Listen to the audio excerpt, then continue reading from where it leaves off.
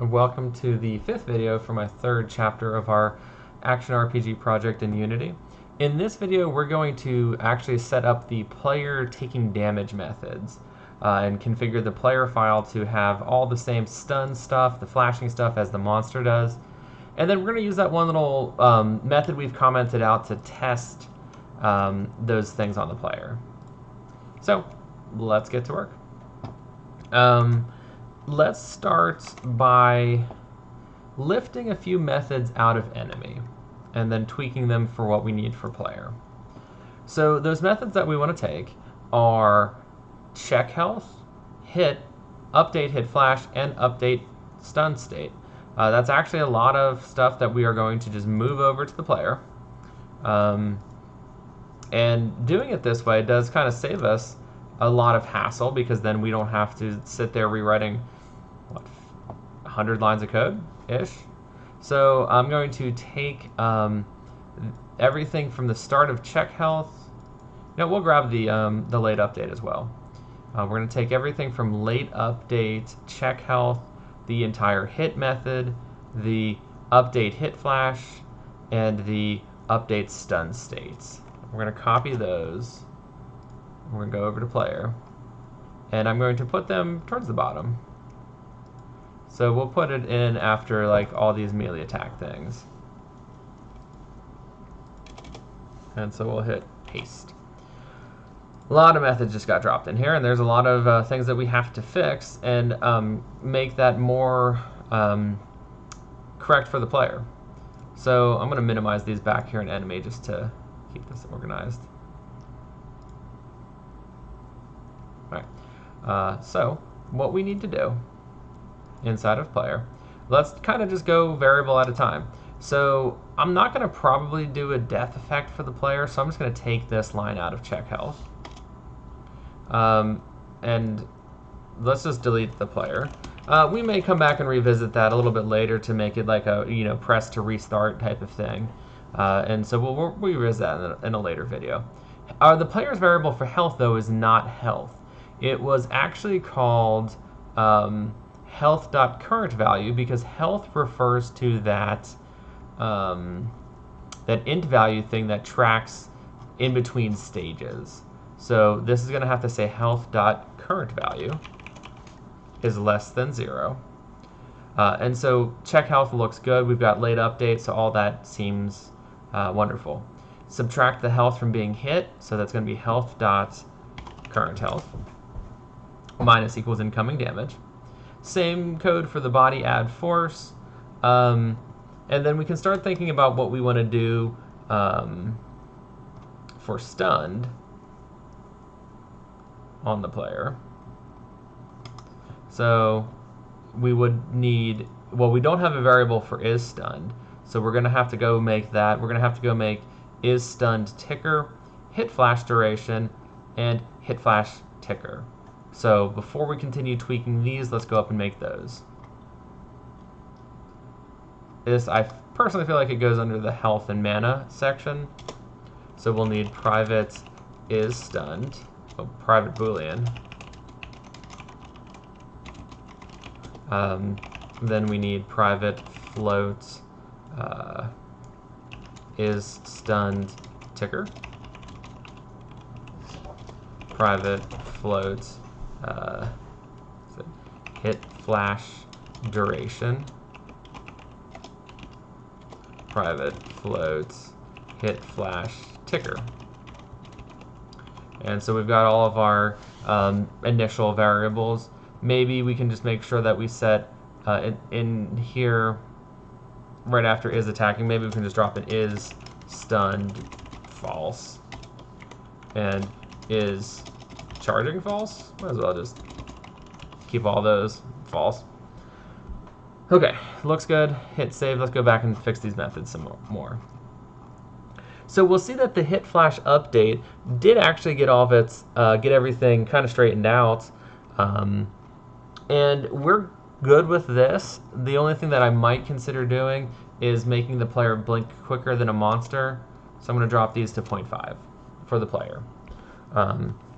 And nothing else really needs to change about this hit update method. So once I've made those changes, I'm going to hit save and minimize it.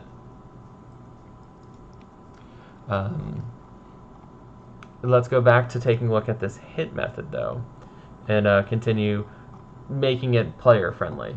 So is stunned would be true. The ticker for how long I want to be stunned, well, maybe instead of the force, we could make it some kind of proportion to my health of the player. So let's go with mathf dot the minimum of the converting the damage into a floating point number, so that we have whatchamacallit, a floating point result rather than an integer result. So the ratio of incoming damage to current to my max health. And so let's think. Worst case scenario, the damage is equal to my health, which would kill me, but that would produce a time of 1 second of stun. Well, maybe we want half of my health to be 1 whole second. So we'll do times 2. And 1.5. 0.5, I'm sorry. So it's going to take the minimum of the two. Actually, we want the maximum of the two.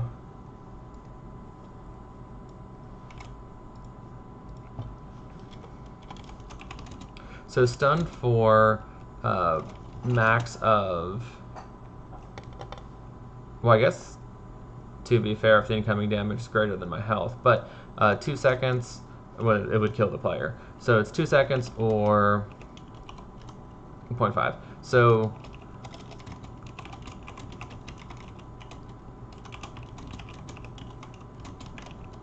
a hit for 10 damage would stun me for 0.2 seconds because it's going to double. So 10 divided by 100 doubled would be 0.2. So we can play around with that, see how that feels. But well, actually, then it would push it up to 0.5. So I don't know. We may want to switch that to min. Let's just see how bad this is. Hit flash duration 3 is okay. Animator. We don't have our player set up yet with an animation, I believe. Let's go check. So my player, I find my prefab.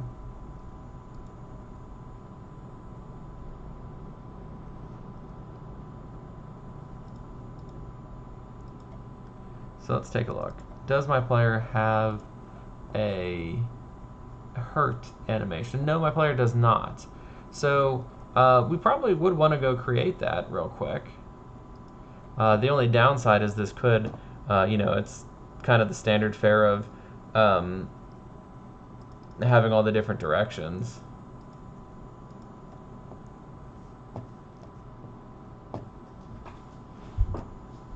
So let's go and create. So inside of our player, we hopefully you've renamed some of these different animations, and I do have like a hurt frame. So I am going to create a new set of clips for all of these.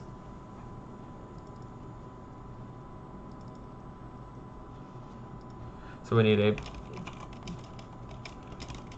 player underscore hurts underscore down, and we're going to do the down frame for this. So hit save, and I'm just going to bring in the hurt down.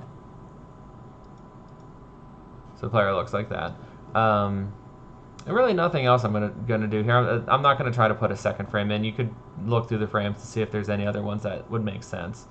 And I'm going to do the other ones off camera, so I would pause the video now and do the other directions. So assuming you've created those.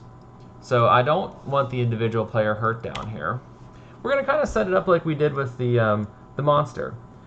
We need a variable here for being hurt. Let's just do the same thing. It's going to be a Boolean called isHurts. And we're going to allow a transition. Well, we need to, I guess, duplicate it. Let's just take the idle blend tree I'm going to copy it. I'm going to paste it. I'm going to rename it to blend tree hurt.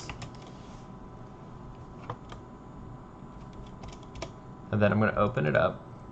And I'm going to change all of these to the hurt animations. So I'm going to go up here to my animations. And I'm going to pull in hurt down and replace idle down with it. I'll make the other three off camera, so hopefully you should have hurt down, hurt up, hurt right, and hurt left in these places. Mine will have those by the next video. So let's just put hurt down in all of them.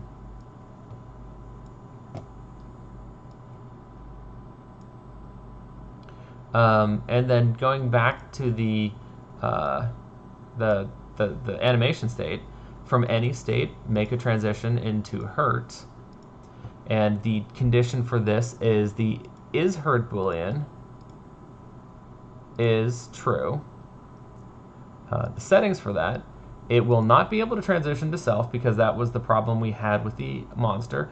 And its transition duration is 0. So you immediately go into that hurt state when you get hurt.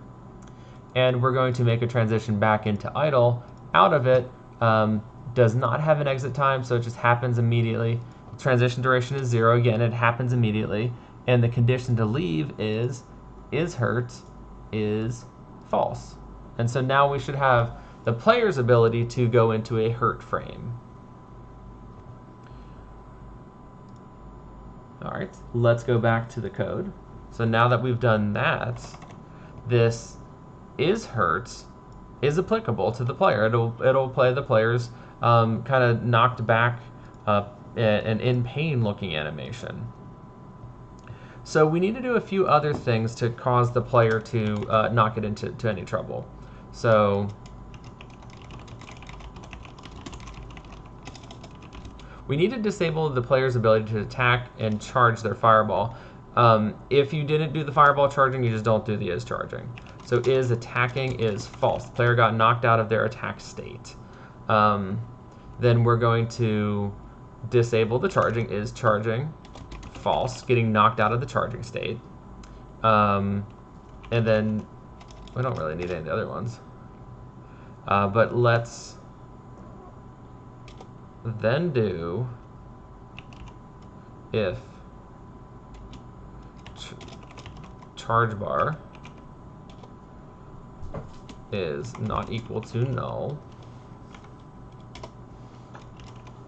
then we want to destroy the charge bar. And again, this is only if you did the extra videos.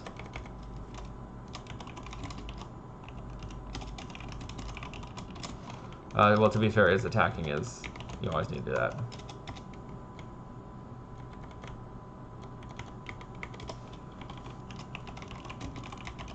So we want to disable the attack, we want to disable charging, delete the charge bar, and then finally we want to update the UI. If we recall that method that we call, that redraws the health bar because the player just took damage. And so it'll update that health bar with the new health value. And so this looks good. So we should have a stunned player. Then if we go look at stunned states, same kind of rules apply. We've got this, if the velocity reaches 0, then is stun would be false. The hurt is false. All of that looks good. The only thing that I kind of want to think about doing is maybe for this, let's just have the player only come out of stun based on the timer. So the player only unstuns when the time is up.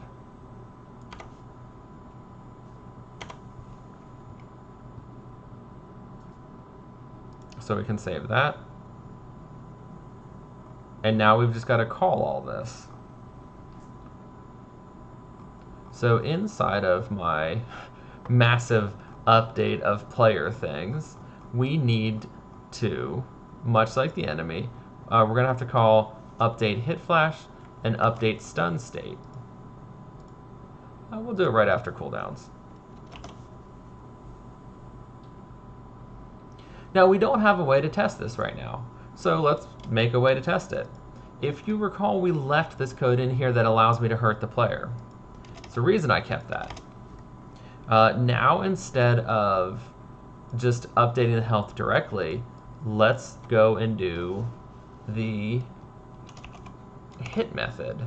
Let's just make the player take 10 damage, and we need to make a vector for this. So let's go random dots inside unit circle dot normalized times 20. That should, I forget what the slime's knockback is. The 20 should be a slight knockback from the player, I think. So it's going to pick a random vector, and it's going to just bump us in that vector and take 10 damage.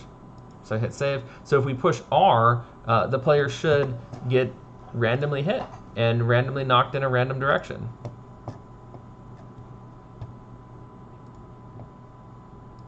Gonna have to recompile.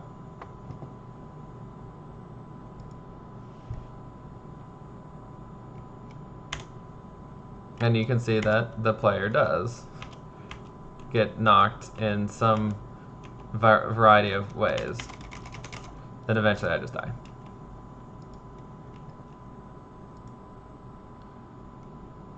So that looks pretty good.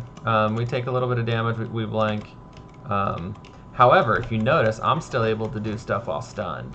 Like, I'm still moving, although successfully it does knock me out of charging. So what we need to do now is go through and disable a few things so that I can't perhaps move while I'm stunned, or that I can't attack while I'm stunned. So let's go through. And let's start with the update melee attack. So right now we've got if the button is fire 1 is down and I'm not attacking, and the cooldown ticker is ready, well, and we are not is stunned. Okay, let's go do that for the ranged attack as well. That's the get button down and not is stunned. This won't trigger because I shouldn't be able to get to is charging from being stunned. And then releasing the button. Well, that shouldn't be an issue because I wouldn't be charging in the first place. But you know what? We'll just do a and I am not is stunned.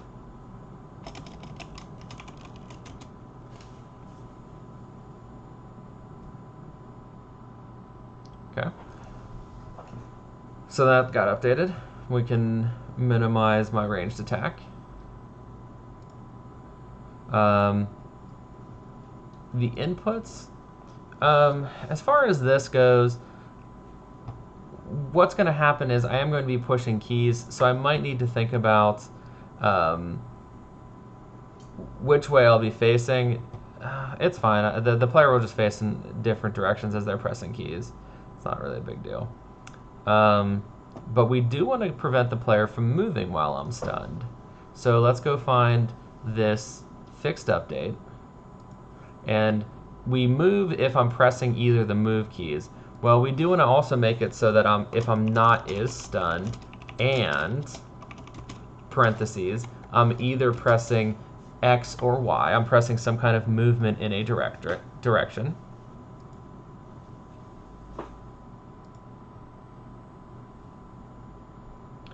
And that should be all we need. So that now kind of goes through and updates the player's stuff for being stunned. So primarily, if you look, the big ones were inside of my attacks and fixed update. That prevents me from attacking and prevents me from moving if I'm currently being stunned.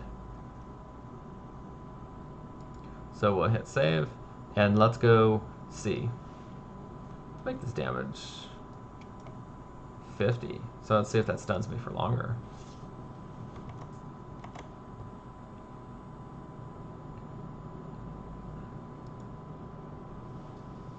I hit play, and moving, attacking, stunned, can't move. And now I'll die. You know what, let's just drop this down to 20.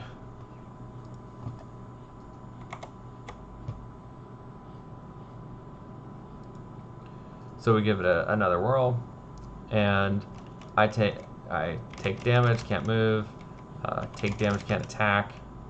If I'm charging and I take damage, my fireball starts back over from the start.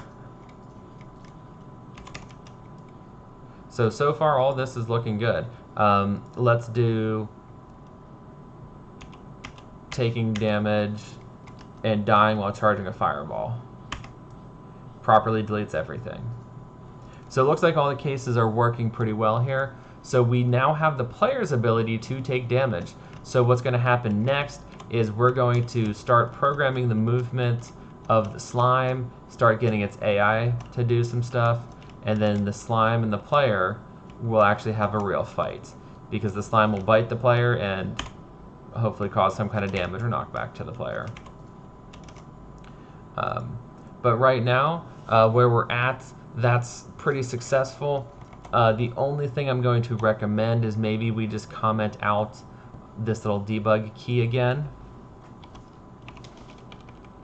I'm going to keep it around until the end of the 3rd chapter, and I'll delete it at the beginning of the 4th chapter so that it's still there in my concluding projects. So we'll leave that there. But yeah, so that wraps up the player's updates. So now the player can take damage, and while properly being stunned, it prevents me from doing different things. I suppose I could at least throw a mention here about mana regeneration, and if you choose to block mana regeneration while the player is stunned. So you could add that into this list, that if you are stunned, your mana does not regenerate. I don't know. I feel like maybe that's a little too extreme, but that's just a gameplay choice that you can kind of make. All right, and so with that, we are done with getting the player. Next up is getting the monsters to...